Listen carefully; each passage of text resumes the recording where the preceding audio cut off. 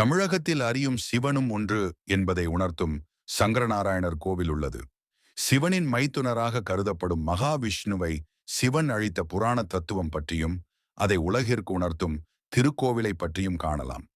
முன்பொரு சமயத்தில் வாமனனாக மாறி மகாபலியை வென்றதும் நரசிம்மராக இரணிய வதம் செய்த மகாவிஷ்ணு உலகை மூவலகையும் அச்சுறுத்தும் நிலைக்கு மாறியதால் மகாவிஷ்ணுவின் அகங்காரத்தை அழிக்க சிவன் மகாவிஷ்ணுவுடன் சண்டையிட்டதாக கூறப்படுகிறது. சண்டையில் வெற்றி பெற்ற சிவபெருமான் நரசிம்ம மூர்த்தியின் தோலை உரித்து சட்டையாகவும் எலும்புகளை தண்டாயுதமாகவும் மாற்றி யதால் சட்டைநாதர் என அழைக்கப்பட்டார். பின்னர் லட்சுமி தேவியின் வேண்டுதலை ஏற்று சிவபெருமான் மகாவிஷ்ணுவை உயிர்ப்பித்ததாகவும் கூறப்படுகிறது. சைவ சித்தாந்தத்தில் இது விஷ்ணுவை இழிவுபடுத்துவதற்காக சொல்லப்பட்ட கதை அல்ல. மாறாக எத்தகைய பெரும் சக்தியாக இருந்தாலும் அது எல்லையை மீறி உக்கிரமடையும் போது அதை ஒடுக்கி உலகை காக்கும் பரம்பொருள் சிவனே என்பதை உணர்த்தவே இந்த புராணம் கூறப்பட்டது.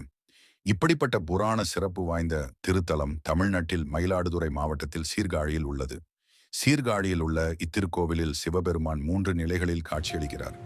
கீழ்தளத்தில் பிரம்மன் லிங்கரூபத்தில் வழிபட்ட பிரம்மபுரீஸ்வரராகவும் அம்பாள் திருநிலைநாயகியாகவும், மேல்தளத்தில் 2வது தளமாக மலைக்கோவிலில் தோணியப்பராக ஞானத்தை அளிக்கும் உமா மகேஸ்வரராக கையிலாய காட்சி கொடுக்கிறார்.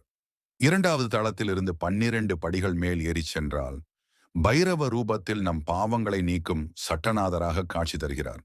இத்தலத்தில் இறைவனை சரணாகதி அடைவதால் பாவங்கள் நீங்கி ஞானமும் உயிர்ப்பிச்சையும் கிடைக்கும் என்பதும் இத்தலத்தின் சிறப்பாக கருதப்படுகிறது.